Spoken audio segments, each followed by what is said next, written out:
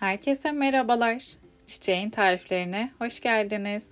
Bugün sizlere bittiği an tekrar yapmak isteyeceğiniz bir pasta tarifim var.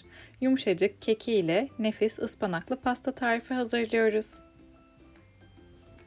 Ispanaklı pasta için bir demet ıspanağın yaprak kısımlarını ayıkladım ve onu genişçe bir tavanın içerisine aldım. Üzerinden yarım çay bardağı su ekliyorum ve ıspanağı ocağa alıp 2-3 dakika kadar pişireceğim.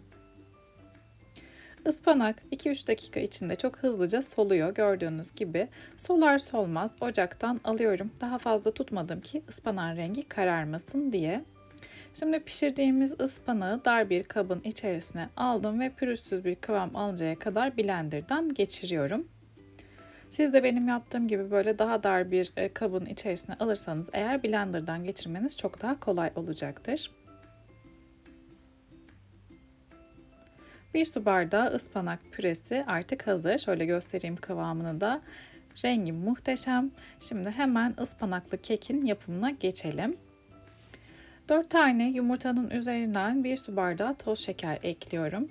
Ve yumurtalar ile toz şekeri yumurtaların rengi iyice açılıncaya kadar çırpıyorum.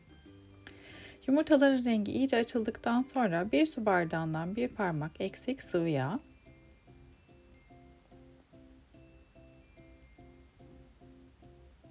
1 su bardağı süt,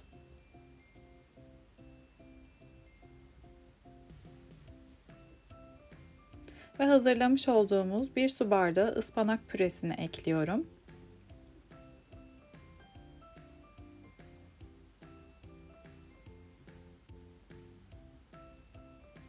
Bir paket şekerli vanilin ve bir paket de hamur kabartma tozunu ekliyorum.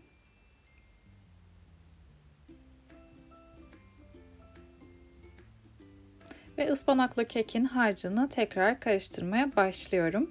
Sıvı malzemeler güzelce karıştıktan sonra son olarak ununu ekleyeceğim.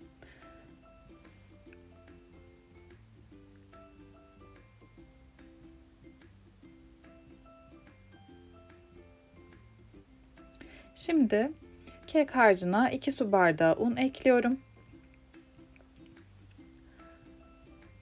Un da iyice karıştıktan sonra ıspanaklı kekin harcı artık hazır olacak.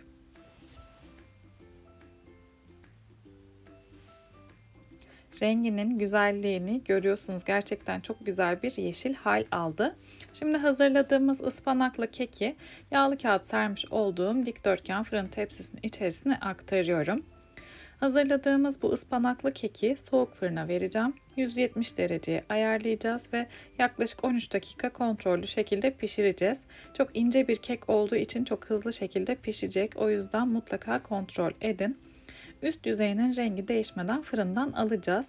Benim kekim 13 dakikada pişti. Kürdan testini yaptığımda temiz çıktığı için hemen fırından aldım. Sıra geldi ıspanaklı pastanın kremasını hazırlamaya. Bunun için 1 litre sütün içerisine 1 su bardağı toz şeker, 2 yemek kaşığı buğday nişastası ve 3 yemek kaşığı un ekliyorum. Malzemelerin hepsini karıştırarak kaynayıncaya kadar pişiriyorum. Krema kaynamaya başladıktan sonra 1-2 dakika daha ocakta tutuyorum ve ardından oda sıcaklığına gelmesi için ocaktan alıyorum ve ara ara karıştırarak soğutuyorum. Hazırladığımız pastacı kreması oda sıcaklığına geldikten sonra içerisine 1 paket toz krem şanti ekliyorum. Ve kremayı toz krem şanti ile yaklaşık 5 dakika çırpıyorum. Kremayı çırptıkça çok daha güzel ipeksi bir hal alıyor. Gördüğünüz gibi yumuşacık ipeksi kıvamlı kremamız artık hazır.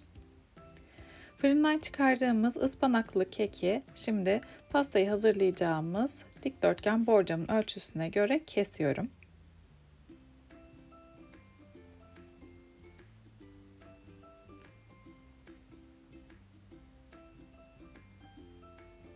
Boyutlarını ayarladığımız ıspanaklı keki borcamın içerisine yavaş ve dikkatli şekilde alıyorum. Çok yumuşacık bir kek olduğu için gördüğünüz gibi hemen çatlama yaptı. Kalan kenarlarını da şimdi robotun içerisine aldım ve robottan geçirip böyle üzerini süslemek için kullanacağız bu ıspanaklı kek parçalarını da. Gördüğünüz gibi o da artık hazır. Şimdi onu da kenara alıyorum. Hazırladığımız ıspanaklı pastanın yumuşacık olmasını istediğim için ıspanaklı kekin üzerinden yaklaşık yarım su bardağı soğuk süt gezdiriyorum. Böylece pasta çok daha yumuşacık bir halde olacak. Kekin dokusu birazcık koyu olduğu için sütü hemen çekmiyor ama birazcık beklediğinizde sütü içerisine tamamen çekiyor. Şimdi ıspanaklı kekin üzerinden hazırlamış olduğumuz yumuşacık ipeksi kremayı döküyorum. Kremanın tamamını döktükten sonra bir spatula yardımıyla güzelce düzeltiyorum. Eğer tarifimi buraya kadar izlediyseniz yorumlara çiçek emojisi bırakırsanız çok sevinirim.